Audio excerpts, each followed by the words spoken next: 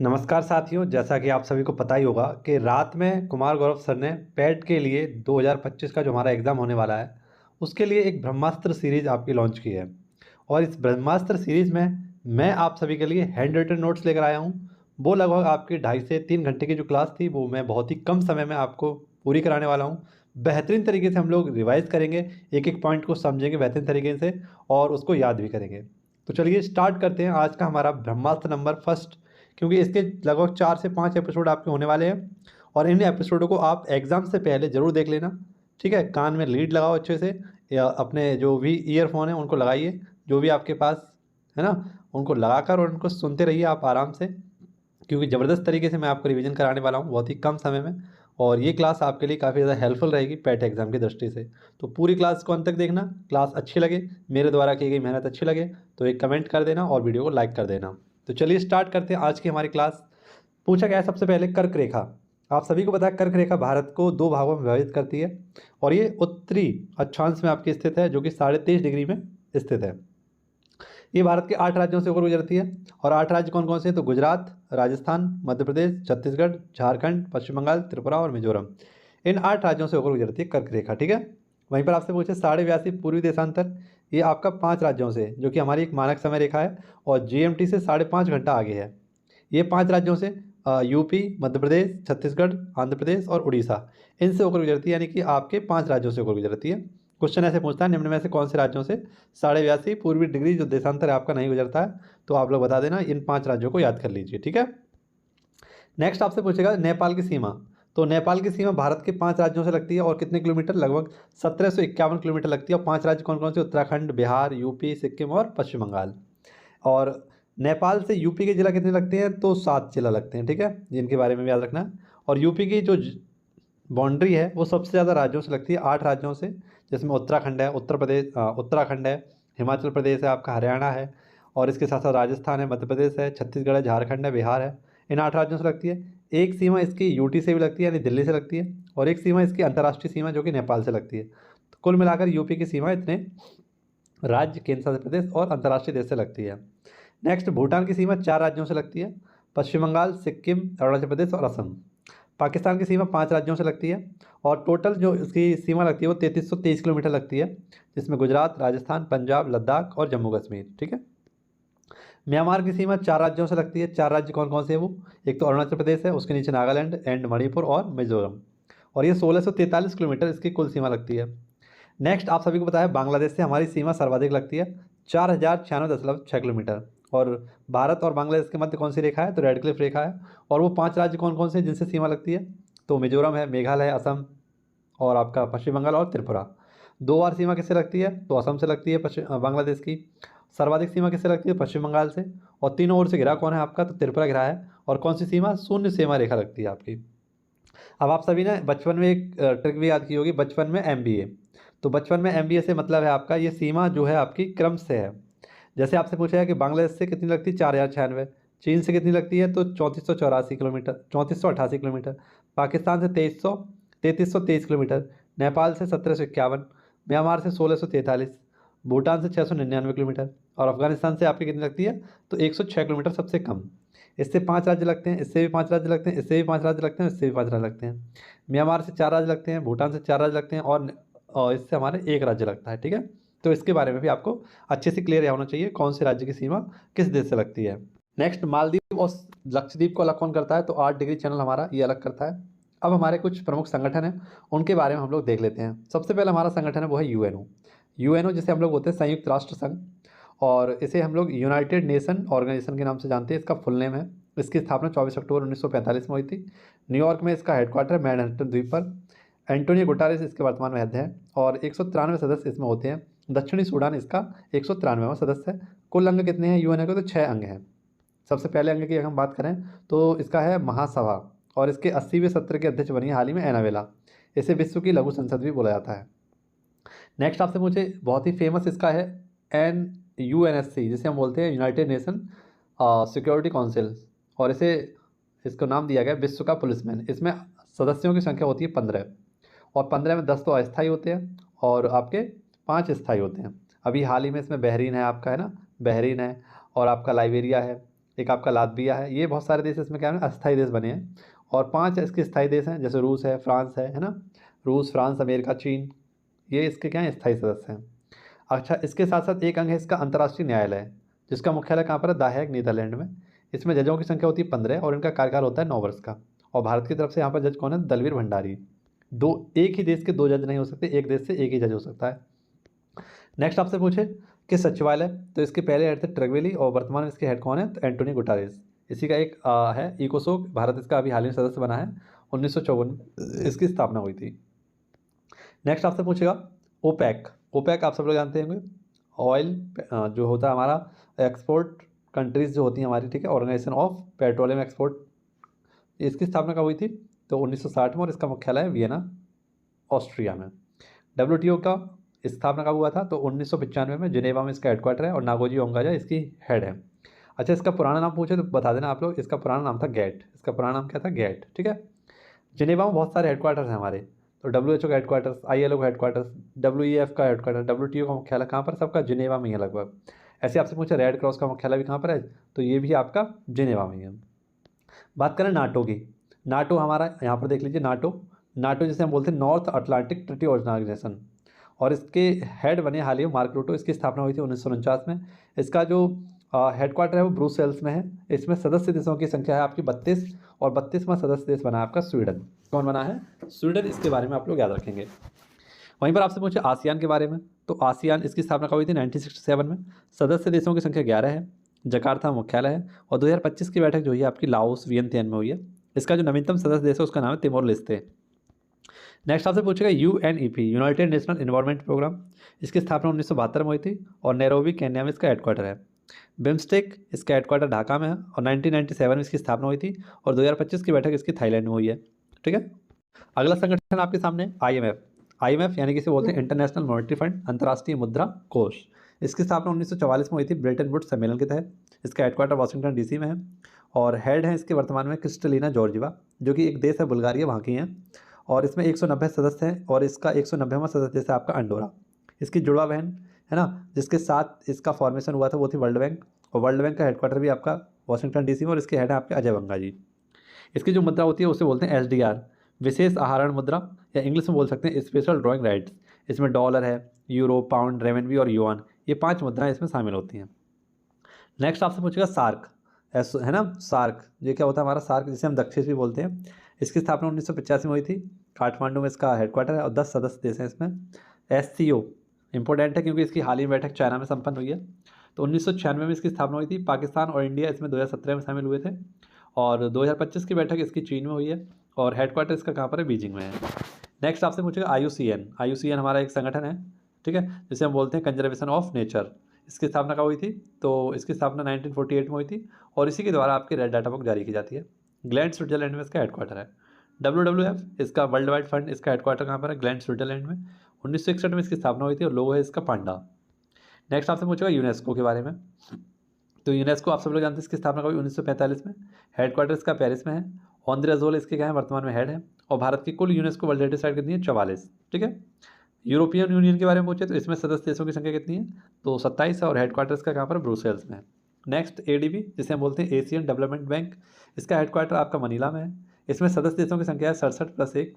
स्थापना इसकी 1966 में हुई थी, और हेडक्वार्टर्स इसका जो हेडक्वार्टर है वो आपका मनीला में है, लेकिन इसके हेड जो हैं, नए हेड बने अभी हाल ही में, वो है मसातो कांडो। आईएसए, जिसे हम बोलते हैं इंटरनेशनल सोलर अलायंस, इसकी स्थापना COP21 के तहत 2015 में की गई थी, भारत और फ्रांस के द्वारा। हेडक्वार्टर इसका गुरुग्राम, हरियाणा में है, ठीक है। नेक्स्ट आपसे पूछेगा WHO. WHO World Health Organization, 1948 में इसकी स्थापना हुई थी, और 7 अप्रैल को, इसीलिए 7 अप्रैल को हम लोग क्या मनाते हैं, विश्व स्वास्थ्य दिवस। हेडक्वार्टर जिनेवा में है, और हेड है इसके डॉक्टर टेड्रोस। G7 की बैठक कब हुई, 1975 में। सॉरी, G7 की स्थापना कब हुई थी, 1975 में, और 2025 में इसकी बैठक हुई है कनाडा में।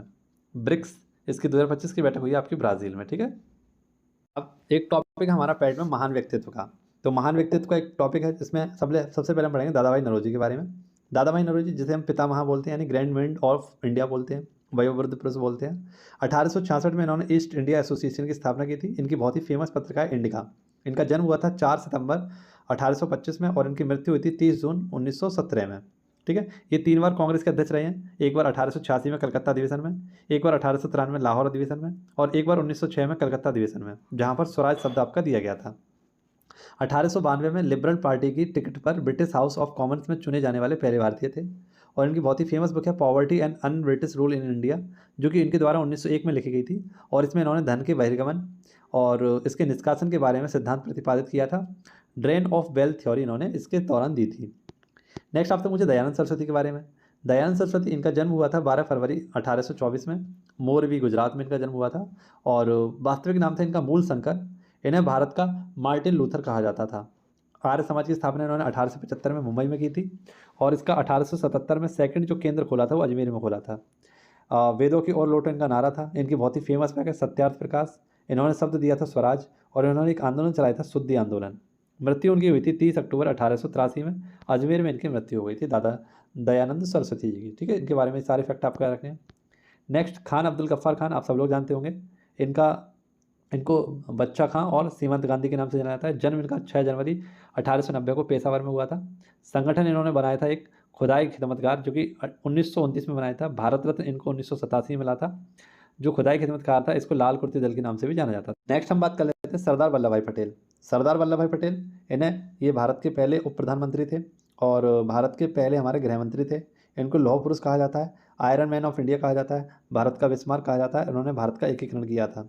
गुजरात विद्यापीठ की स्थापना की थी इन्होंने, और 1931 के कराची अधिवेशन की अध्यक्षता की थी। लोह एवं रक्त की नीति अपनाई थी। इनके जन्म दिवस को एकता दिवस के रूप में मनाते हैं 31 अक्टूबर को। स्टैचू ऑफ यूनिटी, ये किसकी, इन्हीं की प्रतिमा है, जो अहमदाबाद साधु बेट द्वीप नर्मदा नदी के तट पर स्थित है। और इसकी ऊंचाई है 182 मीटर। ठीक है। अगला टॉपिक था हमारा कांग्रेस। तो कांग्रेस की स्थापना कब हुई थी? 28 दिसंबर 1885 को A.O. ह्यूम के द्वारा इसकी स्थापना की गई थी। गोकुलदास तेजपाल संस्कृत महाविद्यालय के दौरान वहीं पर की गई थी। और वायसराय था उस समय आपका डफरिन। ठीक है। अब आपको कुछ कांग्रेस के अधिवेशन याद रखने हैं। जैसे शुरू के आपके 6 अधिवेशन आपको याद रखने हैं, 1885, 86, 87, 88, 89 और 90 वाला। पहला हुआ था आपका बॉम्बे में, दूसरा हुआ था कलकत्ता में, तीसरा हुआ था मद्रास में, चौथा हुआ था इलाहाबाद में, पाँचवा हुआ था बॉम्बे में, और छठा हुआ था फिर से कलकत्ता में। पहले के अध्यक्ष कौन थे आपके? W.C. बनर्जी। दूसरे के थे दादा भाई नौरोजी। और तीसरे अधिवेशन जो कि 1887 में हुआ था, इसके पहले मुस्लिम अध्यक्ष बने थे बदरुद्दीन तैयब जी।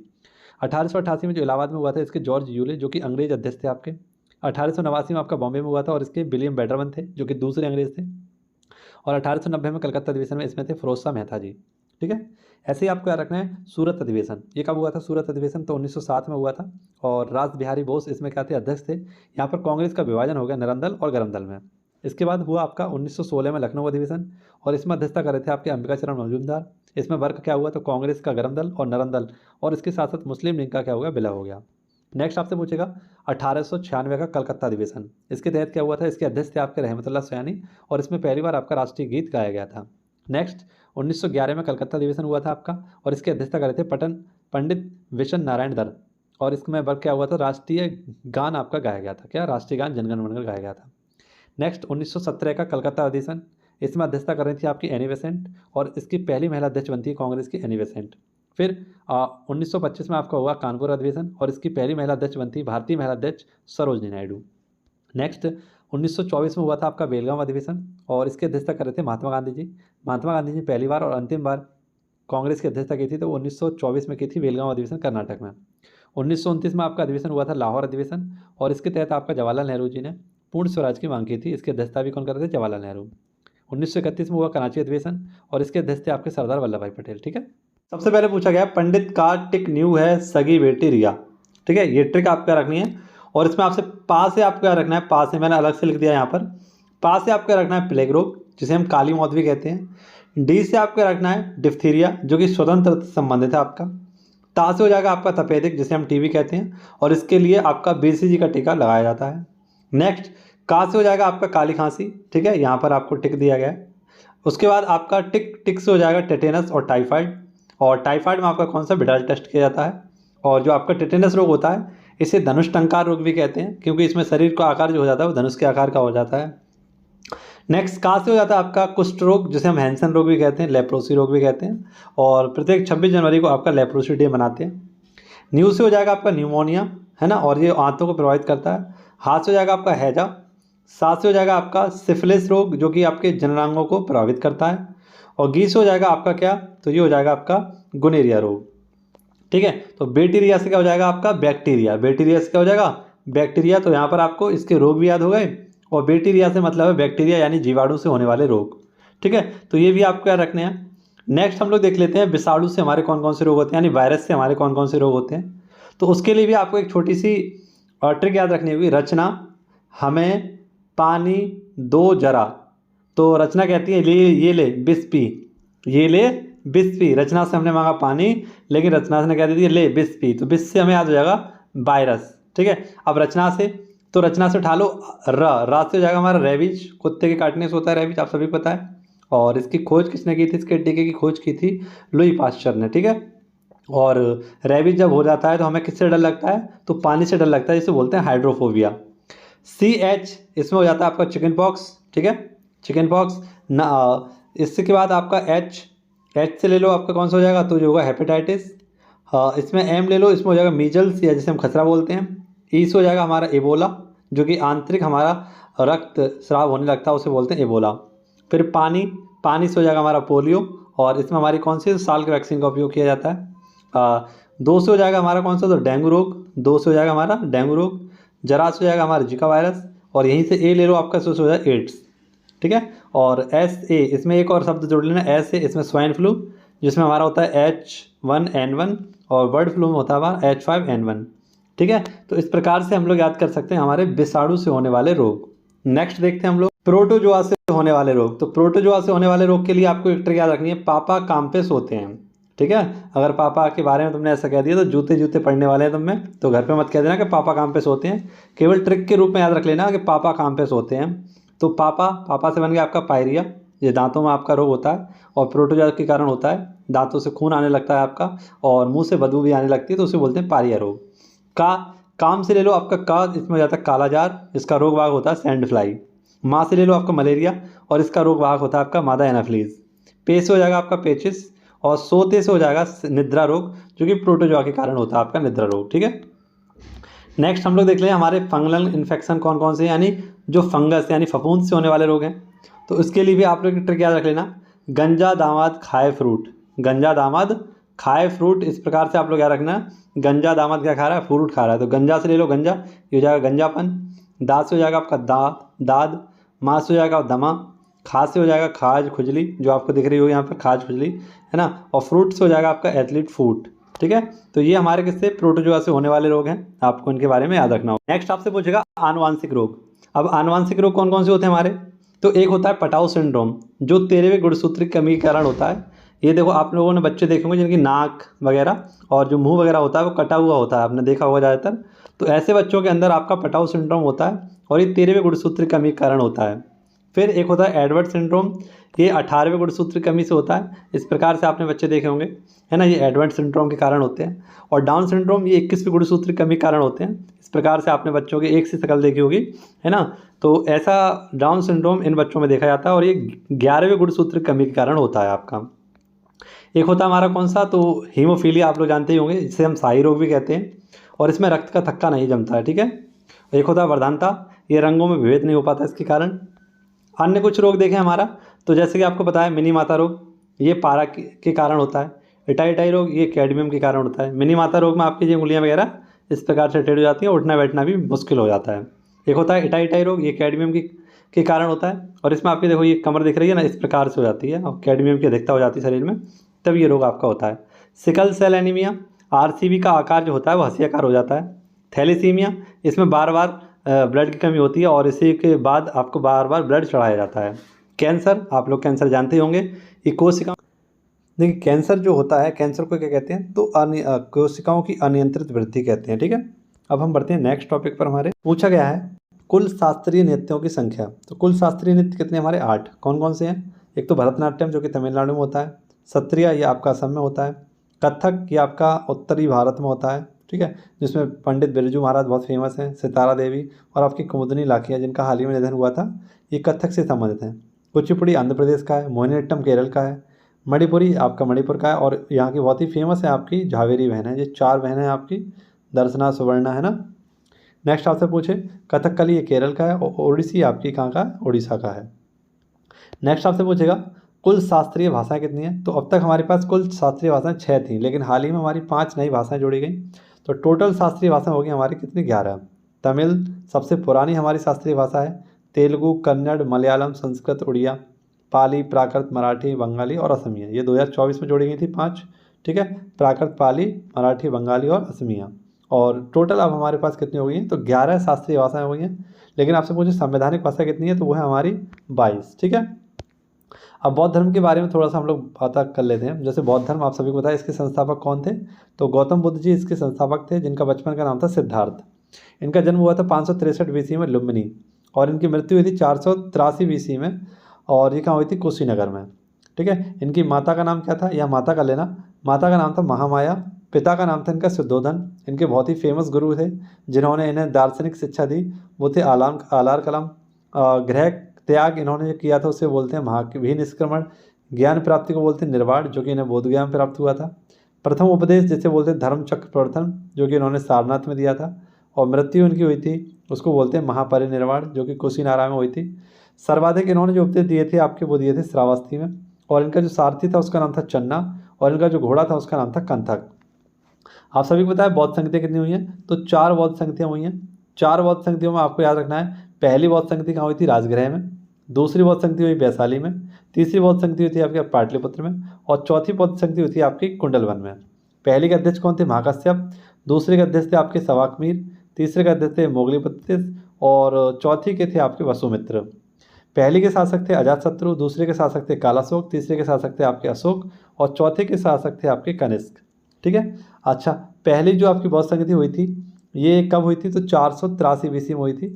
सॉरी, हाँ, 383 बीसी में हुई थी। कब हुई थी?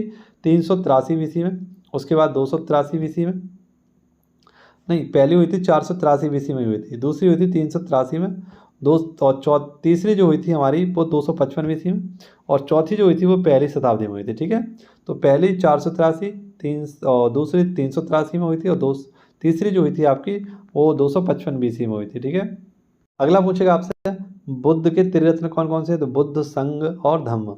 ठीक है, 3 पिटक कौन कौन से? विनय पिटक, सुत्त पिटक और अभिधम पिटक। विनय पिटक में नियम का संकलन किया गया है। सुत्त पिटक में उपदेश और संवादों का संकलन किया गया है। और अभिधम पिटक में आपका दार्शनिक विचारों का संकलन किया गया है। ठीक है, कुल संवैधानिक अनुसूची कितनी है? तो आप सभी को पता है वर्तमान में ये कितनी है? 12 है। लेकिन आप सभी लोग याद रखना, जो मूल संविधान था इसमें अनुसूचियों की संख्या कितनी थी? 8 थी। तो पहली अनुसूची में क्या है ये देख लेते हैं हम लोग। पहली अनुसूची में हमारा क्या? संघ एवं राज्य। दूसरी में है आपका वेतन। तीसरी में शपथ। चौथी में राज्यसभा का सीटों का आवंटन। 5वीं में है ST SC। और 6 में है आपके 4 राज्य, जिसमें मणिपुर है ना, सॉरी मणिपुर नहीं है इसमें, कौन सा? मेघालय, मिजोरम, असम और त्रिपुरा। ठीक है, मणिपुर नहीं है इसमें।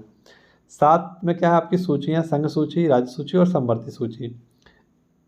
समवर्ती सूची कहाँ से ली गई? आपकी ऑस्ट्रेलिया से। वहीं पर 8 में क्या है? भाषाएं। तो मूल संविधान में भाषा कितनी थी? 14, लेकिन वर्तमान में कितनी है? तो वह है आपकी 22 भाषाएं। नेक्स्ट आपसे पूछे भूमि सुधार, ये आपका अनुसूची 9 में है, और पहला संविधान संशोधन 1951 में किया गया था, उसके तहत जोड़ा गया था। 10 में दल बदल, जिसको 52वां संविधान संशोधन 1985 के तहत जोड़ा गया था। 11 में नगर पंचायत, जिसमें 29 विषय हैं, और इसको 73वें संविधान संशोधन के तहत जोड़ा गया था। और 12 में है आपकी नगर पालिका, जिसको 74वें संविधान संशोधन 1992 से जोड़ा गया था, इसमें 18 विषय हैं आपके। अगला हमारा टॉपिक था वायसराय का। कौन सा? वायसराय का अगला हमारा टॉपिक था। आप सभी को पता है कि सबसे पहले बंगाल का गवर्नर हुआ करता था, और बंगाल का गवर्नर पहला था हमारा रॉबर्ट क्लाइव। फिर बंगाल का गवर्नर जनरल जो था, बंगाल का जो गवर्नर था उसका नाम चेंज कर दिएगा बंगाल का गवर्नर जनरल। और बंगाल का पहला गवर्नर जनरल बना कौन? आपका वॉरेन हेस्टिंग्स। पिंडारियों का दमन किसने किया था? तो लॉर्ड वॉरेन हेस्टिंग ने किया था। किसने? लॉर्ड हेस्टिंग ने किया था, माफ़ करना, लॉर्ड हेस्टिंग ने। और बंगाल में द्वैत शासन किसने लगाया था? तो रॉबर्ट क्लाइव ने लगाया था। बंगाल में स्थायी बंदोबस्त कौन लेकर आया था? तो लॉर्ड कॉर्नवालिस। भारत में सिविल सेवा का जनक कॉर्नवालिस। अंतिम गवर्नर जनरल कौन था? Lord Canning. भारत का प्रथम वायसराय लॉर्ड कैनिंग। स्वतंत्र भारत का प्रथम गवर्नर जनरल कौन था? तो लॉर्ड माउंटबेटन। बंगाल विभाजन किसके शासनकाल में हुआ था? तो लॉर्ड कर्जन के शासनकाल में हुआ था। यहाँ पर आपको सारे इंपॉर्टेंट फैक्ट मिल जाएंगे इस PDF में। ठीक है, रेलवे का गठन किसने किया था? तो कर्जन ने किया था। बंगाल विभाजन रद्द किसने किया था? तो हार्डिंग द्वितीय ने किया था 1911 में। रेलवे की स्थापना डलहौजी के शासनकाल में 1853 में। भारत में डाक व्यवस्था डलहौजी के शासनकाल में। पहली बार पाकिस्तान की मांग ललित गो के शासनकाल में की गई थी। जलियांवाला बाग हत्याकांड आपका लॉर्ड चैम्सफोर्ड के शासनकाल में हुआ था। सती प्रथा का अंत विलियम बेंटिक के शासनकाल में हुआ था। प्रथम फैक्ट्री अधिनियम लॉर्ड रिपन के शासनकाल में आया था। अलीगढ़ मुस्लिम यूनिवर्सिटी की स्थापना चैम्सफोर्ड के शासनकाल में हुई। संविधान सभा की पहली बैठक लॉर्ड वेवेल के शासनकाल में हुई। कलकत्ता, बम्बई और मद्रास में हाईकोर्ट की स्थापना लॉर्ड कैनिंग के शासनकाल में हुई। इसमें सारे फैक्ट मिल जाएंगे आपको, चिंता मत करिए, ठीक है। बहुत अच्छे से आप लोग बस सुनते रहिए चीज़ों को। सहायक संधि की शुरुआत और फोर्ट विलियम कॉलेज की स्थापना वेलेजली ने की थी। भारत में सहायक संधि का प्रयोग डुपले ने किया था। महारानी विक्टोरिया को केसर हिंद की उपाधि से सम्मानित कब किया गया था? तो 1877 में लॉर्ड लिटन के शासनकाल में। नेक्स्ट, अंग्रेजों को शिक्षा का माध्यम, ये 1835 में लॉर्ड विलियम बेंटिक ने बनाया। बंगाल का शेर किसको बोलते हैं? तो लॉर्ड वेलेजली को बोलते हैं। साइमन कमीशन भारत किसके शासनकाल में आया? लॉर्ड इरविन के शासनकाल में आया। क्रिप्स मिशन का आगमन कब हुआ? तो लॉर्ड लिलिथगो के शासनकाल में 1942 में। कैबिनेट मिशन भारत पहुंचा लॉर्ड वेवेल के शासनकाल में 1946 में। मुस्लिम लीग की स्थापना 1906 में हुई थी लॉर्ड मिंटो सेकंड के शासनकाल में। द्वितीय विश्व युद्ध हुआ था आपका लॉर्ड लिलिथगो के शासनकाल में। भारत छोड़ो आंदोलन 1942 लॉर्ड लिलिथगो के शासनकाल में। स्थानीय स्वशासन ये लॉर्ड रिपन के शासनकाल में। सविनय अवज्ञा आंदोलन लॉर्ड इरविन के शासनकाल में। असहयोग आंदोलन चैम्सफोर्ड के शासनकाल में। कांग्रेस का जन्म डफरिन के शासनकाल में। भारतीय प्रेस का मुक्तिदाता चार्ल्स मैडकॉक को बोलते हैं। और आपसे पूछे नरवली का अंत किसने किया था? तो नरवली का अंत किया था आपका लॉर्ड हार्डिंग ने। दास प्रथा का उन्मूलन लॉर्ड एलन ब्रो ने किया था। भारत में जनगणना की शुरुआत मेयो के शासनकाल में। नियमित जनगणना आपकी रिपन के शासनकाल में। प्रथम गोलमेज सम्मेलन लॉर्ड इरविन के शासनकाल में। द्वितीय गोलमेज सम्मेलन लॉर्ड वेलिंगटन और तृतीय गोलमेज सम्मेलन लॉर्ड वेलिंगटन के शासनकाल में। तो इसमें हमारे सारे फैक्ट जो थे इंपॉर्टेंट वो सारे लिखे हैं, तो आप लोग इसको अच्छे से देख लेना, ठीक है। पीडीएफ में मैंने इसको डाल दिया, तो आप लोग पीडीएफ के माध्यम से इसको पढ़ लेंगे, ठीक है। अगला कुछ पॉइंट हमसे पूछेगा, जैसे बंगाल विभाजन कब हुआ था? 1905 में करजन के शासनकाल में हुआ था। बंग भंग आंदोलन भी हुआ था। गदर पार्टी की स्थापना 1913 में हुई थी सैन फ्रांसिस्को में। चंपारण सत्याग्रह 1917 में हुआ था, बिहार में महात्मा गांधी ने किया। चोरी चोरा कांड 1922 में हुआ था। जलियांवाला बाग हत्याकांड 1919 में अमृतसर पंजाब में हुआ था। स्वराज पार्टी की स्थापना 1923 में मोतीलाल नेहरू और चित्तरंजन दास ने की थी। असहयोग आंदोलन ये 1 अगस्त 1920 को शुरू हुआ था और 12 फरवरी 1922 को समाप्त हो गया था। काकोरी एक्शन ये आपका 9 अगस्त 1925 को। साइमन कमीशन गठन हुआ था 1927 में। 1928 में भारत आया था। पहला गोलमेज सम्मेलन 1930 में हुआ। दूसरा गोलमेज सम्मेलन 1931 में हुआ। गांधी समझौता 1931 में हुआ। थर्ड गोलमेज सम्मेलन 1932 में हुआ था। नेक्स्ट आपसे पूछे पूना समझौता गांधी जी और अम्बेडकर के मध्य हुआ था 1932 में। दांडी यात्रा 1930 में। सांप्रदायिक पंचायत 1932 में। Cripps mission 1942। भारत छोड़ो आंदोलन 1942। लाल किला मुकदमा 1945। कैबिनेट मिशन भारत आया 1946 और कामागाटा मारू प्रकरण जो हुआ था 1914 कनाडा के वैंकूवर में हुआ था, ठीक है। अगला आपसे पूछेगा प्रमुख क्रांतियों के बारे में, जैसे हरित क्रांति ये खाद्यान्न उत्पादन संबंधित है और एम.एस. स्वामीनाथन इसके बहुत ही फेमस जन्मदाता हैं, ठीक है। श्वेत क्रांति ये दुग्ध उत्पादन संबंधित है, वर्गीज कुरियन इसके जन्मदाता हैं। पीली क्रांति तिलहन से संबंधित है। गुलाबी क्रांति झींगा और प्याज उत्पादन से। गोल क्रांति आलू उत्पादन से। नीली क्रांति मत्स्य उत्पादन से। हरित क्रांति अंडा उत्पादन से। अमृत क्रांति नदी जोड़ो परियोजना से। सुनहरी क्रांति बागवानी से। काली क्रांति बायोडीजल से और दूसरी क्रांति आपकी उर्वरक से। नेक्स्ट आपसे पूछेगा जो आपकी खेती होती है कुछ, जैसे विटिकल्चर अंगूर की खेती, वर्मीकल्चर केंचुआ, सेरिकल्चर रेशम कीट उत्पादन, हॉर्टिकल्चर बागवानी, एपीकल्चर मधुमक्खी पालन और पीसीकल्चर में मत्स्य पालन। नेक्स्ट आपसे पूछेगा हमारे कुछ संविधान संशोधनों के बारे में, ठीक है। कब हुआ था आप सभी को पता है, 1951 में ही हमारा पहला संविधान संशोधन हो गया था, ठीक है, जिसमें आपका भूमि सुधार से संबंधित है और इसमें भाग 9 जोड़ा गया था आपका। इसके साथ साथ आर्टिकल 15(4) जो कि सामाजिक और शैक्षिक रूप से पिछड़े वर्ग के जो लोग हैं, है ना, जो वर्ग है हमारा, उनके लिए आरक्षण की बात की गई है इस आर्टिकल में और इसको पहले संविधान संशोधन से ही जोड़ा गया था। नेक्स्ट 7वां संविधान संशोधन ये 1956 में हुआ था आपका और इसमें राज्य पुनर्गठन आयोग, इसके साथ साथ 2 राज्यों के लिए 1 राज्यपाल हो सकता है, ये बात कही गई थी और इसी के तहत आप सभी को बताया 14 राज्य और 6 हमारे जो केंद्र शासित प्रदेश थे उनका गठन किया गया था, ठीक है। नेक्स्ट आपसे पूछेगा और 15वां संविधान संशोधन ये आपका कब हुआ था, तो ये 15वां संविधान संशोधन हुआ था 1963 में और इसमें हाई कोर्ट के जज की जो आयु थी वो 60 वर्ष से बढ़ाकर कितनी कर दी गई, 62 वर्ष कर दी गई थी। वहीं पर 21वां संविधान संशोधन, आप सभी लोग इससे परिचित होंगे। 21वां संविधान संशोधन 1967, इसमें जो भारत की मूल संविधान थी, मूल संविधान में 14 भाषाएं थी और इस संविधान संशोधन के तहत 15वीं भाषा जोड़ी गई थी जिसका नाम था सिंधी भाषा। ये आपकी जोड़ी गई थी संवैधानिक भाषा अनुसूची 8 में। नेक्स्ट आपसे पूछेगा 24वां संविधान संशोधन, ये कब हुआ था? 1971 में हुआ था और इसके तहत संसद के संशोधन की जो सीमित शक्ति थी उसको क्या किया गया? असीमित किया गया। यानी संसद के संशोधन की जो शक्ति है वो कैसी? असीमित है। लेकिन आप सभी को पता है 1973 में होता है आपका केशवानंद भारती केस और इसके तहत जो मूल ढांचा है उसमें कोई भी संशोधन नहीं कर सकता, ठीक है, उसमें मूल ढांचे में संशोधन नहीं किया जा सकता, ठीक है। अगला आपसे पूछेगा 35वां संविधान संशोधन 1974, जो 35वां संविधान संशोधन हुआ था 1974 में, इसके तहत सिक्किम को भारत में विलय किया गया। सिक्किम का भारत में क्या किया गया? विलय किया गया। और उसके बाद किया गया 36वां संविधान संशोधन 1975, सिक्किम को पूर्ण राज्य का दर्जा दिया गया और सिक्किम भारत का 22वां राज्य बना था, ठीक है। इंपॉर्टेंट संविधान संशोधन है तो आप सभी लोग इसे याद रखेंगे अच्छे से। नेक्स्ट 42वां संविधान संशोधन, आप सभी को पता है ये भी काफ़ी ज़्यादा इंपॉर्टेंट आर्टिकल है आपका। इसमें बहुत सारे इंपॉर्टेंट हमारी चीज़ें जोड़ी गई थी और ये संविधान संशोधन जिसे हम लघु संविधान संशोधन भी कहते हैं, यानी भारत का मिनी कॉन्स्टिट्यूशन भी किसको बोलते हैं? 42वें संविधान संशोधन को बोलते हैं। इसके तहत प्रस्तावना में संशोधन किया गया पहली बार और इसके तहत 3 शब्द जोड़े गए थे प्रस्तावना में, समाजवाद, पंथनिरपेक्ष और अखंडता। इसके तहत इसमें भाग 4 का जोड़ा गया था और 4 का में क्या था आपका? मौलिक कर्तव्य, ये जोड़े गए थे। मौलिक कर्तव्यों की संख्या कितनी है? तो आज वर्तमान में 11 है, लेकिन उस समय जब इसकी स्थापना की गई थी, इसको जोड़ा गया था, तब इसमें इनकी संख्या 10 थी, ठीक है। इसके साथ साथ आप सभी को बताया कि जो 5 विषय थे राज्य सूची के उनको समवर्ती सूची में डाला गया। आर्टिकल 39 ए जो कि निःशुल्क एवं विधिक सहायता की बात करता है इसको जोड़ा गया और आर्टिकल 48 ए जो पर्यावरण संरक्षण की बात करता है वो भी आपका इसी आर्टिकल के तहत ऐड किया गया था। नेक्स्ट आपसे पूछेगा 44वां संविधान संशोधन, ये क्या है? 44वां संविधान संशोधन 1978 में इसको जोड़ा गया था और इसके तहत संपत्ति का अधिकार जो था वो कानूनी अधिकार बना दिया गया था। यहाँ पर आप सभी को पता है राष्ट्रीय आपातकाल लगता है और राष्ट्रीय आपातकाल लगने के कई सारे आधार होते हैं। उन्हीं में से एक आधार था पहले मूल संविधान में आंतरिक अशांति, इसके स्थान पर क्या किया गया? तो बाह्य विद्रोह किया गया था, वो भी 44वें संविधान संशोधन 1978 से किया गया था। यहाँ पर इसी समय आपके कैबिनेट शब्द का पहली बार उपयोग किया गया था, ठीक है। नेक्स्ट आपसे पूछेगा 52वां संविधान संशोधन। 52वां संविधान संशोधन ये कब हुआ था? 1985 में हुआ था। कब हुआ था? 1985 में और इसके तहत दल विदल जो विरोधी कानून था उसको बनाया गया था और कौन सी अनुसूची? तो 10वीं अनुसूची आपकी जोड़ी गई थी। नेक्स्ट आपसे पूछेगा 56वां संविधान संशोधन 1987, तो 26वां संविधान संशोधन ये 1987 में हुआ था और इसमें गोवा को पूर्ण राज्य का दर्जा दिया गया था।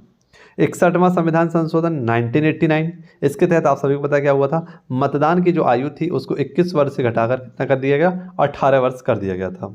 69वां संविधान संशोधन 1991, इसके दिल्ली जो आपका है उसको NCR से संबंधित जो भी आपकी बातें हैं वो यहाँ बताई गई थी। अगला आपका पूछेगा 70वां संविधान संशोधन, तो ये काफ़ी ज़्यादा इंपॉर्टेंट है 70वां संविधान संशोधन और इसके तहत राष्ट्रपति के जो चुनाव होते हैं आप सभी को पता है उसमें लोकसभा, विधानसभा, है ना, और इसके साथ साथ हमारी राज्यसभा के जो निर्वाचित सदस्य थे उनको शामिल किया जाता था। लेकिन 70वें संविधान संशोधन के तहत क्या किया गया? जो दिल्ली और पुडुचेरी थी इनकी विधानसभाओं के भी निर्वाचित सदस्यों को भाग लेने की अनुमति दी गई। 71वां संविधान संशोधन तो अभी हमने पढ़ा था भाषाओं से संबंधित, है ना, जिसमें हमारी एक भाषा जोड़ी गई थी और 21वां संविधान संशोधन था वो, और इसके बाद हुआ था आपका 71वां संविधान संशोधन 1992। इसके तहत संविधान में 3 भाषाएं जोड़ी गई थी आपकी और नेपाली, मणिपुरी, कोंकणी, तो अब कुल मिलाकर आपकी 18 भाषाएं हो गई थी। नेक्स्ट आपसे पूछेगा 73वां संविधान संशोधन 1992, इसमें पंचायती राज या आपका ग्रामीण जो स्थानीय स्वशासन होता है इसमें भाग 9 जोड़ा गया जो कि आर्टिकल आपके 243 से 243 ओ तक है और अनुसूची 11 जोड़ी गई थी जिसमें 29 विषय हैं। ये आपका 73वें संविधान संशोधन से हुआ था और ये लागू का हुआ था 1993 में इसको लागू किया गया था। नेक्स्ट आपसे पूछे 74वां संविधान संशोधन, ये आपका 1992 में हुआ था और इसमें अनुसूची 12 जोड़ी गई थी जो कि नगर निकाय से संबंधित है, नगर पालिकाओं से संबंधित है आपकी। 86वां संविधान संशोधन आप सभी को पता होगा 2002 में इसको ऐड किया गया था 86वां संविधान संशोधन, और इसमें 6 से 14 वर्ष के जो बच्चे होते हैं हमारे उनके लिए मुफ्त एवं अनिवार्य शिक्षा की बात की गई थी। और आर्टिकल कौन सा? तो 21A जोड़ा गया था आपका जो राइट टू एजुकेशन से संबंधित है। नेक्स्ट 89वां संविधान संशोधन 2003 में हुआ था इसमें, और इसमें जो आपका आर्टिकल है 338A जिसमें आप सभी को पता है अनुसूचित जनजाति आयोग की बात की गई, इसको जोड़ा गया था। 91वां संविधान संशोधन 2003, इसमें मंत्रिपरिषद के आकार का 50% ही आपका कैबिनेट बन सकता है, ये बात कही गई थी। ठीक है, अगला क्वेश्चन आपसे पूछेगा 92वां संविधान संशोधन 2003।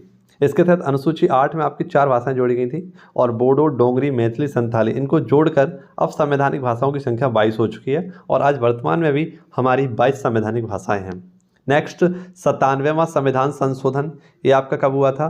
तो 2011 में हुआ था आपका, और सहकारी समिति इसमें जोड़ी गई थी हमारी, भाग 9 बी जोड़ा गया था, आर्टिकल 43 बी और आर्टिकल 19(1)(c) को जोड़ा गया था। ठीक है, नेक्स्ट 99वां संविधान संशोधन, इसके तहत आपका क्या हुआ था? तो 99वां संविधान संशोधन 2014 में हुआ था। इसको ये भारत में क्या है आपका असंवैधानिक करार है, क्योंकि इसमें बताया गया था कि जो कॉलेजियम पद्धति है इसके स्थान पर राष्ट्रीय न्यायिक नियुक्ति आयोग की मांग की गई थी, इसलिए इसको अब क्या कर दिया गया? रद्द कर दिया गया है।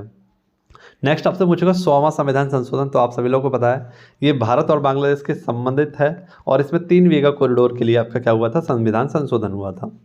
101वां संविधान संशोधन 2016, ये आपका जीएसटी से संबंधित है। इसको जीएसटी कब लागू की गई थी? 1 जुलाई 2017 को लागू किया गया था और इसमें आर्टिकल 246A जो जीएसटी की बात करता है और आर्टिकल 279A जो कि आपकी मल्टी% की बात करता है। ठीक है, नेक्स्ट 102वां संविधान संशोधन, ये पिछड़ा वर्ग आयोग से संबंधित है। ठीक है, इसमें पिछड़ा वर्ग आयोग आपका बनाया गया था। नेक्स्ट आपसे पूछेगा 103वां संविधान संशोधन 2019, इसमें आप सभी को पता है EWS जो कि आपका इकोनॉमिक बैकवर्ड जो है शेड्यूल, उसको क्या किया गया था? इनको 10% आरक्षण दिया गया था EWS को। ठीक है, और इसमें आर्टिकल 15(6) और 16(6) को इसमें जोड़ा गया था। ठीक है, अगला आपसे पूछेगा 104वां संविधान संशोधन 2019, ये आपका कब हुआ था? तो इसमें क्या हुआ था? ये 2019 में हुआ था और इसमें लोकसभा और विधानसभा में जो एंग्लो इंडियन हुआ करते थे उनको समाप्त कर दिया गया और इसमें जो हमारा SC और ST आरक्षण था उसको 10 वर्ष बढ़ा दिया गया था, यानी अनुसूचित जाति और जनजाति के लिए हमारा 10% आरक्षण था उसको बढ़ाया गया था। 105वां संविधान संशोधन 2021 में हुआ। ये पिछड़ा वर्ग में कौन कौन शामिल होगा ये तय राज्य करेगा। ठीक है, ये बात कही गई। नेक्स्ट 106वां संविधान संशोधन, आप सभी को पता है नारी शक्ति वंदनी अधिनियम, और इसके तहत संसद में 128वां बिल आपका लागू किया गया था, है ना, और इसमें लोकसभा और राज्यसभा में महिलाओं को 33% आरक्षण की बात कही गई थी। ठीक है, नेक्स्ट आपसे पूछेगा 129वां जो आपका संशोधन विधेयक है, इसके तहत क्या किया गया? 1 नेशन 1 इलेक्शन, है ना, रामनाथ कोविंद समिति जी की सिफारिश पर इसको लाया गया है। ठीक है, 129वां संविधान संशोधन विधेयक। तो ये संविधान संशोधन के बाद हमारा टॉपिक है हमारे आप सभी को पता है 7 महाद्वीप है और 7 महाद्वीपों में कौन कौन सी ऊंची चोटियां हैं और वहाँ पर कौन कौन सी लंबी नदियाँ हैं उनके बारे में जान लेते हैं। जैसे आपसे पूछे कि एशिया महाद्वीप की सबसे ऊंची चोटी कौन सी है, तो माउंट एवरेस्ट, और यहाँ की सबसे लंबी नदी है आपकी यांगटीसियांग। अफ्रीका की सबसे ऊंची चोटी है माउंट किलिमंजारो और यहाँ की सबसे लंबी नदी है नील नदी जो कि विश्व की सबसे लंबी नदी है। उत्तरी अमेरिका, इसकी सबसे ऊंची चोटी माउंट डेनाली और सबसे लंबी नदी है मिसिसिपी मिसौरी। नेक्स्ट आपसे पूछे दक्षिण अमेरिका की सबसे ऊंची चोटी है माउंट एकांगुआ और यहाँ की सबसे लंबी नदी है आपकी अमेजोन नदी। अंटार्कटिका, ये इसकी सबसे ऊंची चोटी है माउंट मिशन मैसिव और यहाँ की सबसे लंबी नदी है ओनेक्स नदी। यूरोप महाद्वीप की सबसे ऊंची चोटी है आपकी माउंट एल्ब्रुस और यहाँ की सबसे लंबी नदी है वोल्गा नदी। ऑस्ट्रेलिया की सबसे ऊंची चोटी है माउंट कोसियस्को और यहाँ की सबसे लंबी नदी आपकी मर्रे डाले नदी। ठीक है, नेक्स्ट आपसे पूछेगा कुछ घास के मैदान, जैसे कि पंपास घास के मैदान ये अर्जेंटीना में है, प्रेरी घास के मैदान उत्तरी अमेरिका में है, सवाना घास के मैदान अफ्रीका में है, स्टेपिज घास के मैदान यूक्रेन में है, डाउन्स घास के मैदान ये आपके ऑस्ट्रेलिया में है, बेल्ट्स घास के मैदान दक्षिण अफ्रीका में है, पुस्ताज ये हंगरी में है, लानोस वेनेजुएला में है और कैंटबरी न्यूजीलैंड में है। नेक्स्ट आपसे पूछे दोदा बेट्टा, ये नीलगिरी की सबसे ऊंची चोटी है दोदा बेट्टा जो कि तमिलनाडु में है। अनाईमुड़ी ये दक्षिण भारत की सबसे ऊंची चोटी है। दक्षिणी पहाड़ी आपकी कौन सी है, तो कार्डेमम जो कि इलायची की पहाड़ी कहलाती है। सैडल पीक ये अंडमान निकोबार की सबसे ऊंची चोटी है। धूपगढ़ ये मध्य प्रदेश में स्थित है और सतपुड़ा की सबसे ऊंची चोटी है। गुरु शिखर ये राजस्थान में है और अरावली पर्वत की सबसे ऊंची चोटी है। माउंट सारामती ये नागालैंड की सबसे ऊंची चोटी है। ब्रह्मगिरी ये कर्नाटक में स्थित है और यहाँ से कावेरी नदी निकलती है। त्र्यंबकम की पहाड़ियाँ ये महाराष्ट्र में, यहाँ से गोदावरी निकलती है और महाबलेश्वर ये आपका महाराष्ट्र में, यहाँ से कृष्णा नदी आपकी निकलती है। नेक्स्ट हमारा टॉपिक है विटामिन्स के रासायनिक नाम। ठीक है, जैसे आपसे पूछे विटामिन ए का रासायनिक नाम क्या है, तो रेटिनॉल इसका रासायनिक नाम है। विटामिन B1 का नाम क्या है आपका, तो थाइमिन है। विटामिन B2 का क्या है, तो राइबोफ्लेविन है। विटामिन B3 का क्या है, तो पेंटाथोनिक एसिड है। विटामिन B4 होता नहीं है। विटामिन B5 का है आपका, तो ये आपका नियासिन कह सकते हैं इसको। विटामिन B6 का नाम है आपका पायरोडॉक्सिन। ठीक है, पायरोडॉक्सिन। विटामिन B7 का है आपका कौन सा, तो वो है बायोटीन। विटामिन B12 का है आपका साइनोकोबाल्मिन, विटामिन सी का है आपका एस्कॉर्बिक एसिड, और विटामिन डी का है आपका कैल्सीफेरोल। वहीं पर आपसे पूछा जाए विटामिन डी का क्या है, कैल्सीफेरोल। और विटामिन के का मैं आपको यहीं पर बता रहा हूँ, विटामिन विटामिन के का है आपका कौन सा, तो विटामिन ई का हो रहेगा आपका टोकोफेरोल, और विटामिन के का होता है फिनोक्यूनोन। क्या होता है, फिनोक्यूनोन। तो यहाँ पर पूरी लिस्ट आपकी दी है, इसमें कौन कौन सी चीज़ें आपको मिल सकती हैं, इसकी कमी से कौन सा रोग होता है। तो विटामिन विटामिन ए की कमी से होता है आपका रतौंधी, और सर्वाधिक आपका कहाँ से मिलता है, गाजर से, दूध से और अंडे से विटामिन ए मिलता है। ऐसे विटामिन B1 से कौन सा होता है, बेरी रोग होता है। विटामिन B2 की कमी से आपका त्वचा का फटना, आँखों का रोग होता है। विटामिन B3 की कमी से आपका तो पैरों में जलन, बाल सफ़ेद पड़ना, ये विटामिन B3 की कमी से होता है। ऐसे ही आपसे पूछेगा विटामिन B6 की कमी से क्या होता है, तो एनीमिया रोग होता है, त्वचा रोग होता है। विटामिन B7 इससे कौन सा होता है आपका, तो बालों का गिरना, चर्म रोग। विटामिन B12 से कौन सा होता है आपका, तो एनीमिया और पांडु रोग। विटामिन सी की कमी से कौन सा होता है, स्कर्वी, मसोड़ों से फूलना। और विटामिन डी की कमी से होता है आपका रिकेट्स। तो ये आपका, इसके लिए आपको कौन सी चीज़ खानी चाहिए, ये सारी की सारी लिस्ट यहाँ पर दी गई है। इसकी कमी से कौन सा रोग होता है, तो आप लोग PDF को आप लोग देख लेना, यहाँ से आप लोग बहुत अच्छे से इसको रिवाइज भी कर सकते हैं। आपसे पूछेगा शुगर टेबल किसको बोलते हैं, सुक्रोज को बोलते हैं। ब्लड शुगर किसको बोलते हैं, ग्लूकोज को। Milk sugar, lactose. और पेड़ों में कौन सा होता है, स्टार्च। अब आपसे पूछेगा कुछ इकाई, जैसे ओजोन, ओजोन की इकाई क्या है, डॉप्सन। ज्योति तीव्रता की क्या है, कैंडेला। प्रकाश वर्ष, ये दूरी का मात्रक है आपका। पास्कल किसका मात्रक है, दाब का मात्रक है। जूल ऊर्जा का मात्रक है। कार्य का मात्रक क्या है, तो अर्ग या जूल होता है। बल का मात्रक न्यूटन होता है। वेग का मात्रक होता है वेग का मात्रक होता है आपका मीटर प्रति सेकंड। तापमान की इकाई क्या होती है, केल्विन। प्रतिरोध की इकाई क्या होती है, ओम। और धारा की होती है एम्पियर। अब हमारी कुछ खेल ट्रॉफियाँ हैं, जैसे डूरंड कप का संबंध किससे है, फुटबॉल से है। रणजी ट्रॉफी क्रिकेट से है। थॉमस कप बैडमिंटन से है। उबेर कप बैडमिंटन से है। थॉमस कप जो होता है वो पुरुषों द्वारा, और उबेर कप जो होता है वो महिलाओं द्वारा खेला जाता है, लेकिन दोनों का संबंध किससे है, बैडमिंटन से। संतोष ट्रॉफी फुटबॉल से है। रोवर्स कप फुटबॉल से है। राइडर कप मोस्ट इंपॉर्टेंट है, गोल्फ से संबंधित है। वॉकर कप आपका गोल्फ से संबंधित है। डेविस कप टेनिस से संबंधित है। हॉफमैन कप टेनिस से संबंधित है। खैतान ट्रॉफी शतरंज से संबंधित है। और जयलक्ष्मी कप ये टेबल टेनिस से संबंधित है, ठीक है। अगला आपसे पूछेगा विमुद्रीकरण। तो विमुद्रीकरण ये कब कब हुआ था, 1949 में हुआ था, 1966 में हुआ था, और 1991 में हुआ था। RBI का राष्ट्रीयकरण कब हुआ, 1949 में। SBI का कब हुआ, 1955 में। 14 बैंकों का राष्ट्रीयकरण 1969 में, और 6 बैंकों का राष्ट्रीयकरण 1980 में हुआ था। 8 नवंबर 2016 को क्या हुआ था, तो नोटबंदी हुई थी। 12 जुलाई 1982 को क्या हुआ था, तो नाबार्ड की स्थापना हुई थी। और 1988 में सेबी की स्थापना हुई थी। सेबी के वर्तमान में हेड कौन है, तुहिन कांत पांडे। और सेबी की पहली महिला अध्यक्ष कौन थी, तो माधवीपुरी बुच। और इसके लिए एक्ट कब आया था, 1992 में आया था। अगला आपसे पूछेगा 9 दिसंबर 1946 को क्या हुआ था, संविधान सभा की पहली बैठक हुई थी। 13 दिसंबर 1946 को प्रस्तावना पेश किया गया था जवाहरलाल नेहरू के द्वारा। प्रत्यक्ष कार्रवाई दिवस कब मनाते हैं, 16 अगस्त 1946 को। प्रस्तावना लागू हुई 22 जनवरी 1947 को। 22 जुलाई 1947 को क्या हुआ था, तो राष्ट्रीय ध्वज को स्वीकारा गया। 24 जनवरी 1950 को राष्ट्रीय गीत, राष्ट्रीय गान को स्वीकारा गया था। 26 जनवरी 1950 को संविधान लागू हुआ, और 28 जनवरी 1950 से सुप्रीम कोर्ट ने वर्क करना स्टार्ट किया था, ठीक है। नेक्स्ट आपसे पूछेगा राष्ट्रीय वन अनुसंधान केंद्र कहाँ पर है, तो ये लखनऊ में है। सेंट्रल ड्रग सेंटर कहाँ पर है आपका, तो ये सेंट्रल ड्रग सेंटर है आपका लखनऊ में। भारतीय गन्ना अनुसंधान केंद्र लखनऊ में है। चावल अनुसंधान केंद्र कटक में है। भारतीय दलहन अनुसंधान कानपुर में है। राष्ट्रीय हल्दी बोर्ड निजामाबाद में है। राष्ट्रीय वाणिज्य कृषि अनुसंधान केंद्र, जो कि पहले इसका नाम था तम्बाकू अनुसंधान केंद्र, ये राजमुंदरी में है। वन अनुसंधान केंद्र देहरादून में है। भारतीय वन सर्वेक्षण ये आपका देहरादून में है। 1987 से आपकी वन रिपोर्ट आ रही है। डेयरी अनुसंधान केंद्र आपका करनाल हरियाणा में है। ICAR ये आपका पूसा दिल्ली में है। पशु पक्षी चिकित्सा केंद्र कहाँ पर है, इज्जत नगर रायबरेली में, बरेली में। मौसम विज्ञान केंद्र ये आपका दिल्ली में है, ठीक है। अगला आपसे पूछेगा कपास अनुसंधान केंद्र कहाँ पर है, कानपुर में है।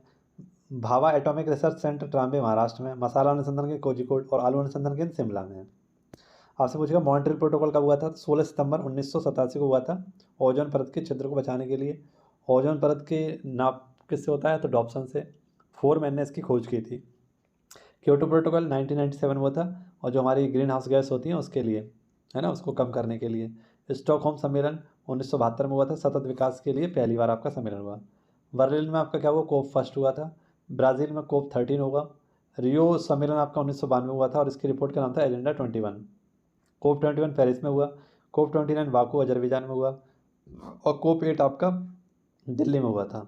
अम्लीय वर्षा, जिसमें आपका सल्फ्यूरिक एसिड और नाइट्रिक एसिड जो होता है ये मिलकर आपके क्या करते हैं, अम्लीय वर्षा करते हैं, और इसके कारण ताजमहल का रंग पीला पड़ रहा है। नेक्स्ट आपसे पूछे जैव विविधता। तो जैव विविधता दिवस का मनाते हैं 22 मई को मनाते हैं।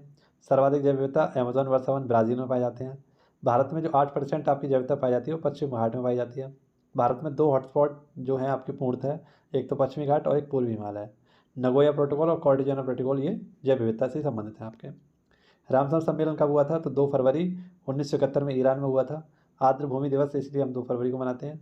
आर्द्र भूमि से कौन कौन सी गैस? तो मीथेन गैस, है ना, चावल के खेत से निकलती है, जुगाली से निकलती है, ये मीथेन निकलती है आपकी आर्द्र भूमियों से।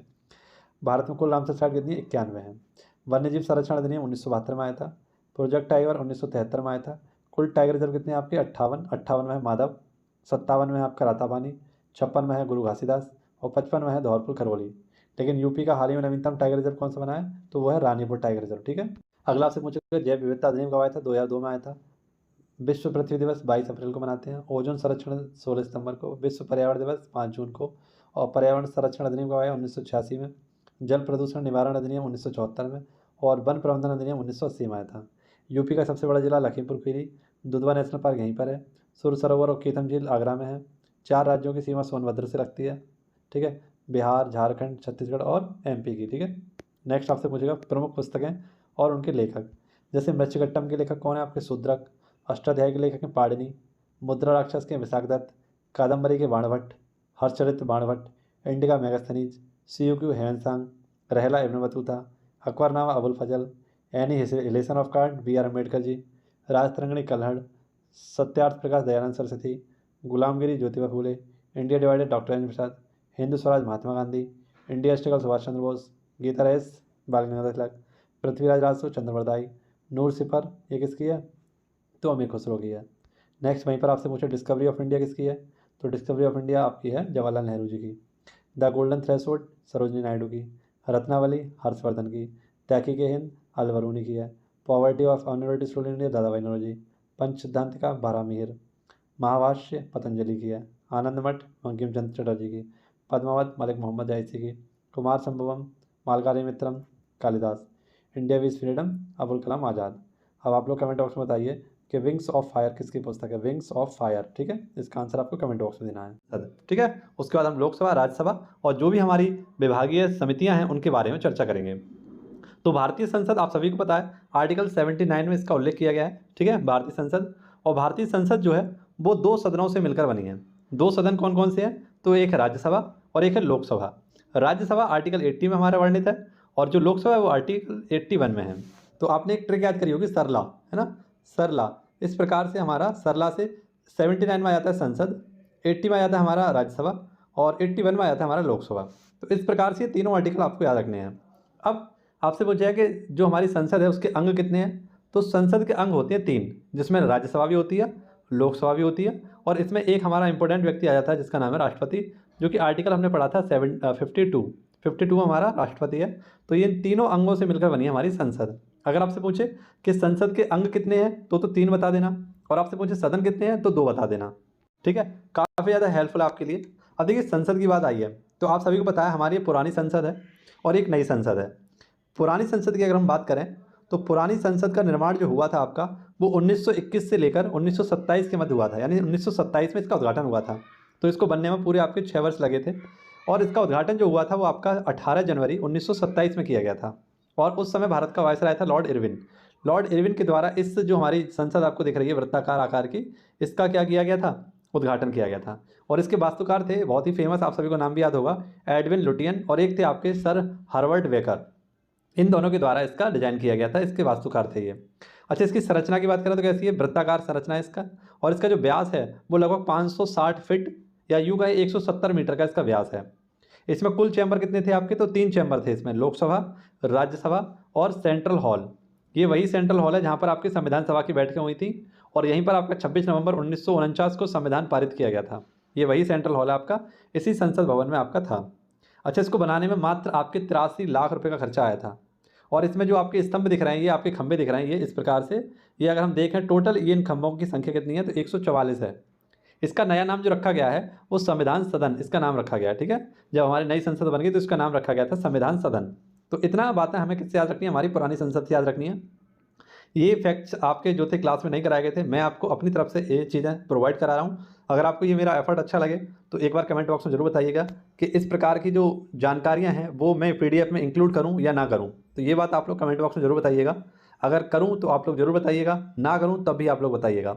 और ये फैक्ट आपको अगर पसंद आ रहे हैं तो उसके बारे में भी आप लोग थोड़ा सा कमेंट बॉक्स में मुझे बताना कि हाँ सर ऐसी चीज़ें सही रहती हैं। ठीक है। अच्छा, अगर आपसे पूछे कि पुरानी संसद की हमने बात कर ली, अब आपसे पूछे नई संसद के बारे में भी हमें क्वेश्चन बन जाते हैं। और जब उस समय आपकी ये बनी थी तो संसद के जो क्वेश्चन थे बहुत ज़्यादा बने थे। अच्छा, जो नई संसद थी हमारी, ये कब इसका उद्घाटन हुआ था? तो 28 मई 2023 में इसका उद्घाटन हुआ था और हमारे प्रधानमंत्री नरेंद्र मोदी जी के द्वारा इसका उद्घाटन किया गया था। अच्छा, आपसे पूछा कि नई जो हमारी संसद है इसके वास्तुकार कौन है? तो बिमल हसमुख पटेल। और इसका संरचना कैसा है? तो ये त्रिभुजाकार आकार की है। कैसी? त्रिभुजाकार की है। इसको बनाने में लगभग 970 करोड़ रुपए का खर्चा आया था। और इसको जो एक प्रोजेक्ट है आपका दिल्ली में, सेंट्रल विस्टा प्रोजेक्ट, इसके तहत बनाया गया था। और निर्माण जो एजेंसी थी जिसका निर्माण किया था वो कौन थी? टाटा जो प्रोजेक्ट लिमिटेड है इसके द्वारा इसका निर्माण किया गया था। ये कुल आपकी 4 मंजिला की है नई संसद। और इसमें जो हमारी लोकसभा है, लोकसभा में बैठने की जो सदस्यों की संख्या है वो 888 और राज्यसभा की जो सदस्य संख्या होगी वो 384 बैठने की होगी लगभग, यानी कि आपकी 1272 यहाँ पर सदस्य बैठ सकते हैं। यहाँ पर जो लोकसभा है इसकी थीम है मोर और राज्यसभा है जो इसकी थीम है कमल। तो ये भी पॉइंट आपको याद रखना है। और यहीं पर आप सभी को पता है लोकसभा स्पीकर के पीछे आपका क्या रखा गया है? तो संगोल रखा गया था, संगोल। ठीक है, ये भी आपका रखना है, चोल वंश से संबंधित था आपका संगोल। तो ये सारी बातें हमें संसद से याद रखनी है। अब बात करते हैं हमारी लोकसभा की, माफ़ करना राज्यसभा की। राज्यसभा की अगर हम बात करें तो राज्यसभा आप सभी पता है एक राज्यों की परिषद है। और ये क्या है? एक स्थायी सदन है। इसमें सदस्यों की अधिकतम संख्या 250 हो सकती है, लेकिन वर्तमान में आपके कितने? 245 सदस्य हैं, जिसमें से 12 सदस्य आपके राष्ट्रपति के द्वारा मनोनीत किए जाते हैं और 233 जो सदस्य होते हैं उनका निर्वाचन किया जाता है। जो 12 सदस्य होते हैं आपके, ये कला, साहित्य, विज्ञान के क्षेत्र से मनोनीत किए जाते हैं। ऐसी अगर हम बात करें कि जो अमेरिका है, अमेरिका की संसद का नाम क्या है? तो अमेरिका की संसद का नाम है कांग्रेस। क्या नाम है? कांग्रेस। और यहाँ का जो अपर हाउस है उसे बोलते हैं सीनेट और यहाँ का लोअर हाउस उसे बोलते हैं प्रतिनिधि सभा। यहाँ जो सीनेट है ये दुनिया की सबसे पावरफुल आपकी होती है। इसमें आपकी 100 सीटें होती हैं, यानी कि अमेरिका में आपके 50 राज्य हैं तो और 50 राज्यों में 2 सीटें होती हैं, यानी प्रत्येक राज्य की 2 सीटें होती हैं, तो 100 सीटें होंगी यहाँ पर। अच्छा, एक टॉपिक अभी रह गया, मैं अब चलो लास्ट में करा दूंगा, क्योंकि हमने अभी संसद पढ़ा था। और संसद जैसे हमारे भारत की संसद का नाम संसद है ना? कनाडा की संसद का नाम पार्लियामेंट है। हमें ब्रिटेन की संसद का नाम पार्लियामेंट है ना? आपके मालदीव की अगर आपसे पूछे और ईरान की पूछे तो शूरा है उसकी संसद का नाम। तो इसी प्रकार से हमारी बहुत सारी संसद हैं और उनके नाम हैं, तो वो भी मैं आपको लिस्ट करा दूंगा या उसकी PDF आपको दे दूंगा, वहाँ से आप लोग खुद पढ़ लेना। ठीक है, देखिए आप सभी को पता है इसका जो पुराना नाम था वो काउंसिल ऑफ हाउस था, लेकिन 1954 में इसका नाम क्या पड़ गया? राज्यसभा पड़ा। इसमें जो सदस्यता के लिए आपकी न्यूनतम आयु होनी चाहिए वो कम से कम 30 वर्ष की होनी चाहिए। पहली बैठक जो इसकी हुई थी वो 13 मई 1952 को हुई थी। राज्यसभा के सभापति का कार्यकाल कितना होता है? तो 5 वर्ष का होता है, क्योंकि आप सभी को पता है राज्यसभा का जो सभापति होता है वो कौन होता है? भारत का उपराष्ट्रपति होता है, और इसलिए उसका कार्यकाल जो होता है वो 5 वर्ष का होता है। तो सभापति का कार्यकाल भी कितना होगा? 5 वर्ष का होगा। लेकिन राज्यसभा के जो सदस्य होते हैं इनका कार्यकाल 6 वर्ष का होता है। ये तीनों ही पॉइंट आपको याद रखने हैं कि सभापति का कार्यकाल कितना होता है? 5 वर्ष का होता है, और सदस्यों का कार्यकाल होता है 6 वर्ष का। जबकि आपसे पूछा है कि राज्यसभा का कार्यकाल कितना होता है, तो राज्यसभा का कोई कार्यकाल नहीं होता। जैसे लोकसभा का कार्यकाल 5 वर्ष का होता है, लेकिन राज्यसभा का कोई कार्यकाल नहीं होता। राज्यसभा के सदस्यों का कार्यकाल होता है 6 वर्ष का। ठीक है, और इसमें से 2 वर्षों में क्या होता है? प्रत्येक 2 वर्ष में 1/3 सदस्यों को सेवानिवृत्त किया जाता है। ठीक है, जैसे मान लीजिए कि आपके अभी मान लें, जस्ट सपोज दैट कि आपके 245 सदस्य हैं। ठीक है, 245 सदस्य हैं, इसका 1/3 अगर हम निकालें तो लगभग 8 के 24, 8 एकम 8, लगभग आपके 81 सदस्य जो होंगे, 8 24, हाँ 3 एकम 3, तो लगभग 81 सदस्यों को हर 2 वर्ष में यहाँ से रिप्लेस किया जाएगा, उनके स्थान पर नए आएंगे। तो यहाँ पर सदस्यों का कार्यकाल 6 वर्ष का होता है, लेकिन सदन का कोई कार्यकाल नहीं होता। ठीक है, राज्यसभा का सभापति कौन होता है? उपराष्ट्रपति होता है, हमने बात कर ली। इसमें सीटों का आवंटन जो किया गया है वो 1971 की जो हमारी जनगणना हुई थी उसके आधार पर किया गया है। निर्वाचन इनका कैसे होता है? तो अप्रत्यक्ष रूप से होता है, लेकिन खुला मतदान होता है। ठीक है, आप सभी को याद होना चाहिए कि भारत के प्रथम सभापति कौन थे, यानी कहने का मतलब है दोनों चीज़ याद हो जाएंगी। भारत के पहले उपराष्ट्रपति कौन थे? जो भारत के पहले उपराष्ट्रपति थे वही संविधान सभा के क्या हो जाएंगे? प्रथम सभापति हो जाएंगे, यानी कि राधा कृष्णन, सर्वपल्ली राधाकृष्णन। प्रथम उपसभापति कौन थे? तो SV कृष्णमूर्ति। और वर्तमान में हमारे उपसभापति हैं हरिवंश नारायण सिंह। लेकिन वर्तमान में सभापति होने चाहिए, आप सभी को पता है, लेकिन जो हमारे जगदीप धनखड़ थे जो कि हमारे उपराष्ट्रपति थे, इनके द्वारा क्या कर दिया गया? 21 जुलाई 2025 को क्या दे दिया गया? इस्तीफा दे दिया गया। तो इसी कारण ये पद अभी क्या है यहाँ पर अभी ये पद जो है वो रिक्त है। ये रिक्त पद आपका कब भर जाएगा? तो 9 सितंबर को आपके इलेक्शन होंगे और उसके बाद ये पद आपका भर जाएगा। ठीक है, अब पूछेगा आपसे राज्यसभा के कार्य। तो राज्यसभा के कार्य क्या क्या होते हैं उनको देख लेते हैं, बहुत इंपॉर्टेंट है राज्यसभा के कार्य। आर्टिकल 249 इसके तहत राज्य सूची पर कानून बना सकता है कौन? संघ। ठीक है, तो ये हमें आर्टिकल यहीं से मिलता है। और आर्टिकल 312 क्या कहता है? अखिल भारतीय सेवाओं के बारे में प्रावधान कौन बनाएगा? राज्यसभा ही बनाएगी हमेशा। ये मूल संविधान में अखिल भारतीय सेवाएं हमारे 2 प्रकार की थी, लेकिन वर्तमान संविधान में 3 प्रकार की हैं। एक होता है आईएएस, एक होता है आईपीएस और एक होता है आईएफएस। ठीक है, आईएएस मतलब Indian administrative services, IPS Indian police services और आईएफएस होता है इंडियन फॉरेस्ट सर्विसेज। ठीक है, ये आपको याद रखना है। नेक्स्ट, और क्या कार्य होता है? धन विधेयक को छोड़कर अन्य विधेयकों पर राज्यसभा की मंजूरी आवश्यक होती है। राज्यसभा धन विधेयक को अस्वीकृत या संशोधित नहीं कर सकता, लेकिन हाँ इसको अपने 14 दिन तक अपने पास रख सकता है। ठीक है, लेकिन इस पर कभी भी कोई संशोधन नहीं कर सकता, इस पर मनाही नहीं कर सकता। अगर मना भी करता है तो 14 दिन बाद ये स्वतः ही आपका पारित माना जाता है। ठीक है, तो यानी कि धन विधेयक को लेकर राज्यसभा की कोई शक्ति नहीं है। अब हमने देखना है राज्यसभा, सारी चीज़ पढ़ ली। अब राज्यसभा की सीटें देख लेते हैं कि किस किस राज्य में कितनी हैं।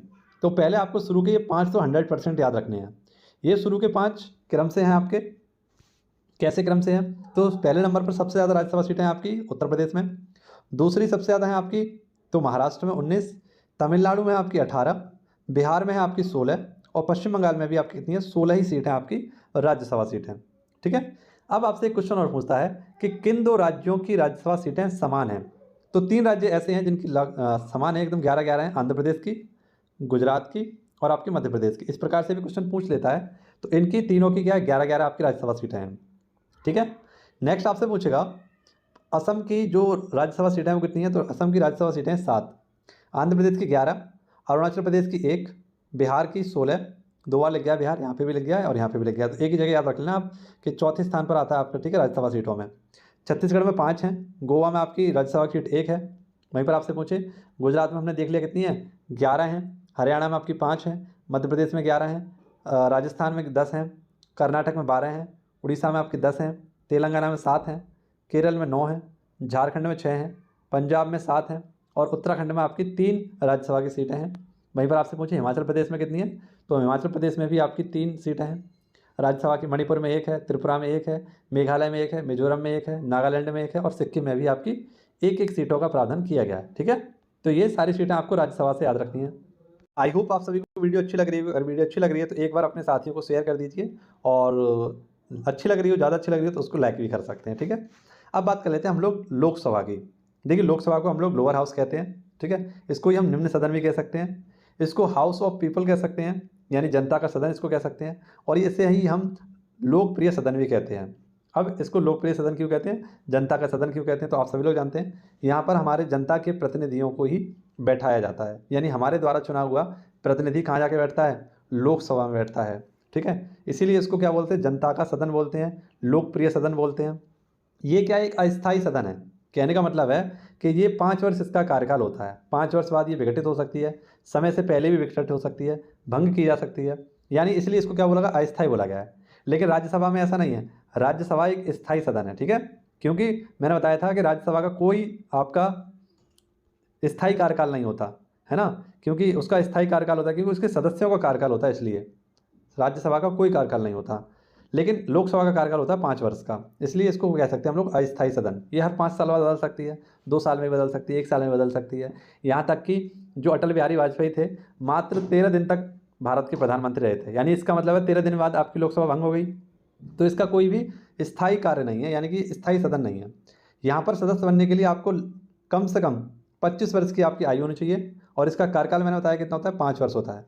अगर आपको प्रधानमंत्री बनना है मान लीजिए, तो आपकी न्यूनतम आयु 25 वर्ष होनी चाहिए। ठीक है, अच्छा कुल सदस्यों की संख्या की बात करें तो वर्तमान में अगर हम बात करें कुल सदस्यों की संख्या, 104वां संविधान संशोधन हो चुका था 2020 में और 2 जो हट चुके थे, अगर उसके अनुसार देखें तो अधिकतम सदस्यों की संख्या 550 है।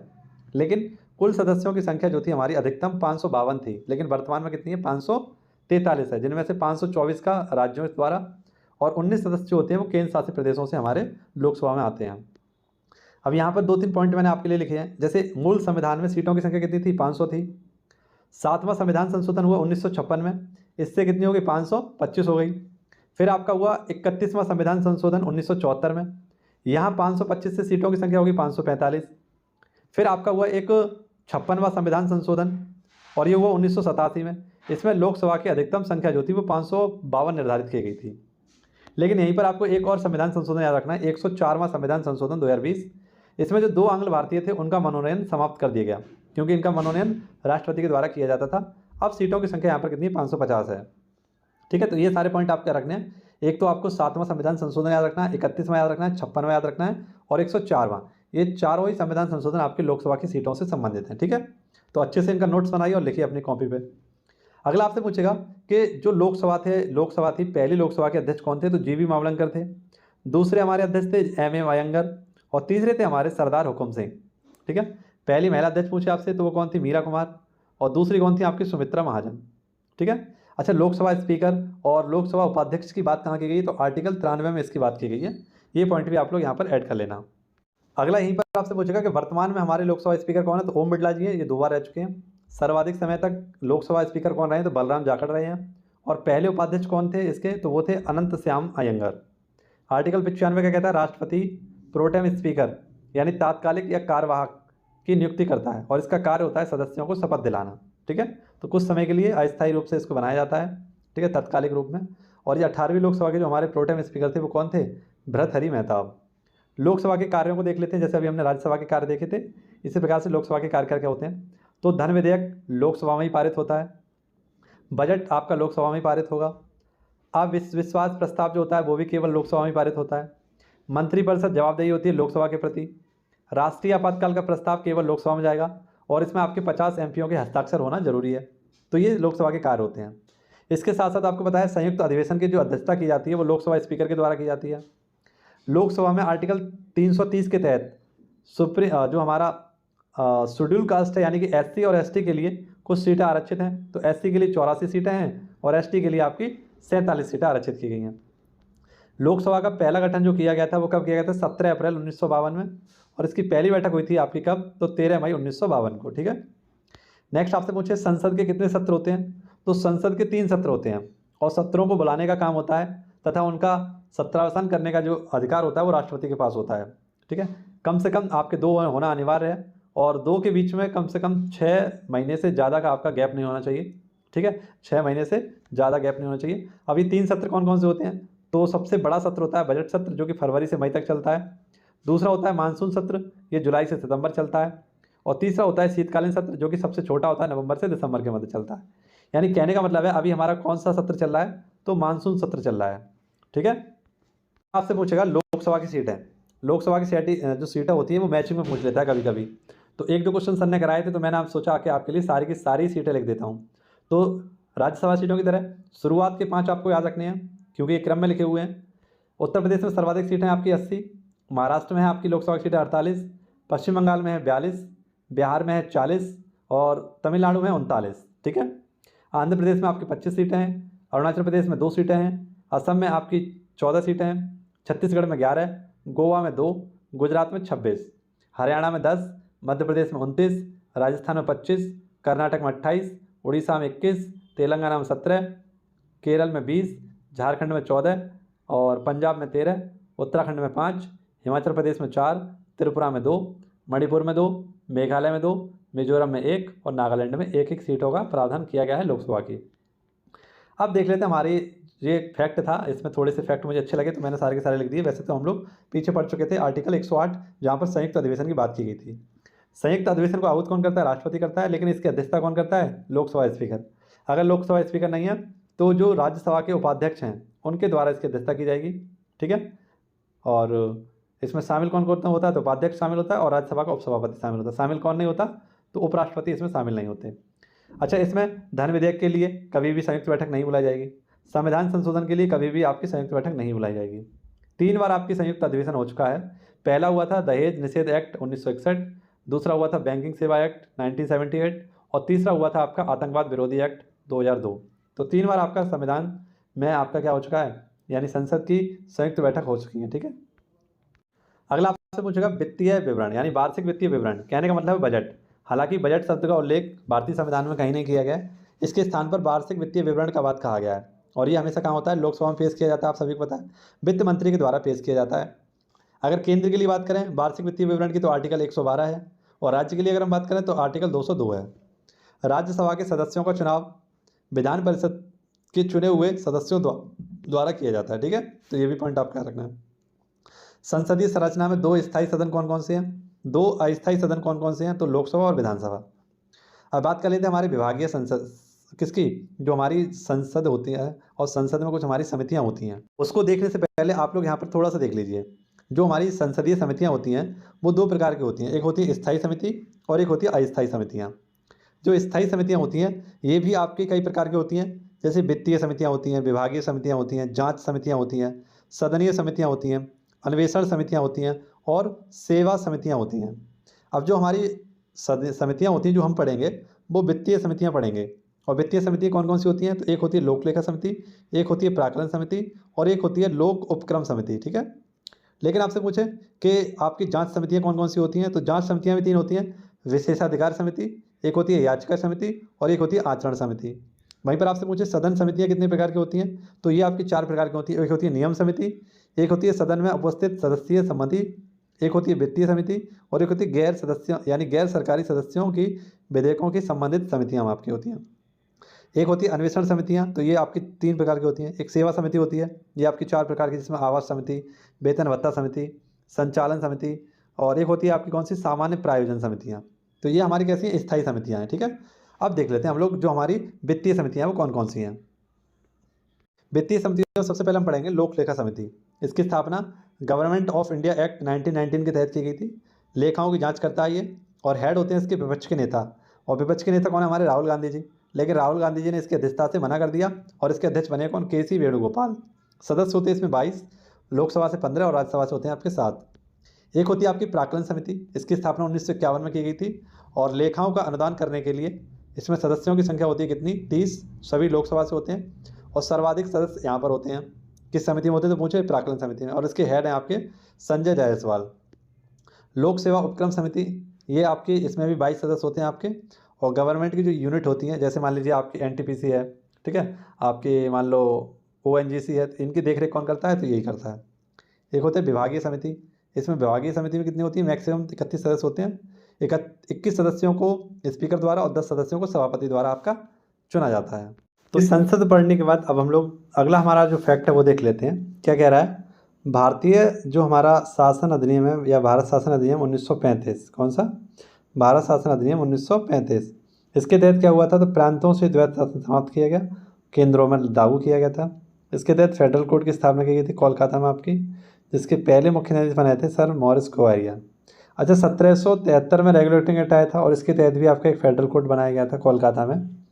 इसके पहले हेड कौन थे, सर एलिजा एम्पे थे। ठीक है, यहाँ मैं लिख दूंगा आप सभी के लिए, आप लोग लिख लीजिए सर एलिजा एम्पे।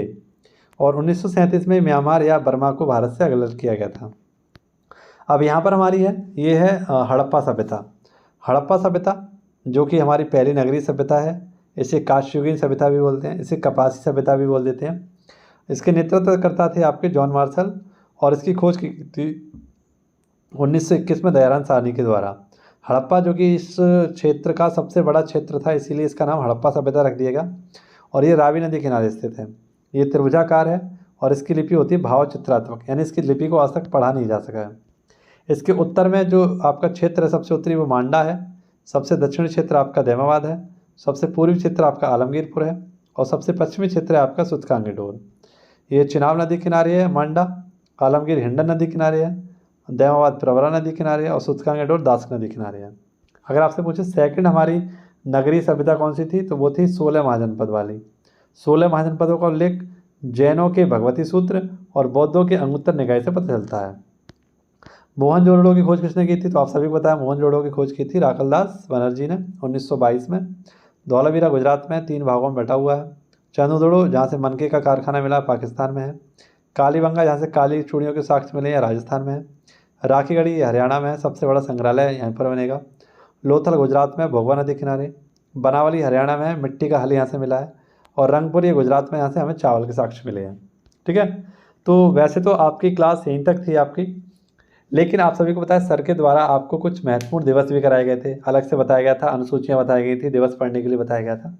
तो मैं यहाँ पर आपको एक PDF दिखा रहा हूँ, उस PDF को आप लोग देखना गौर से, और उस PDF को गौर से देखने के बाद आप लोग क्या करना, उसके नोट्स अच्छे से बनाना और इसको आप धीरे धीरे वीडियो को रोक कर पढ़ लेना, ठीक है।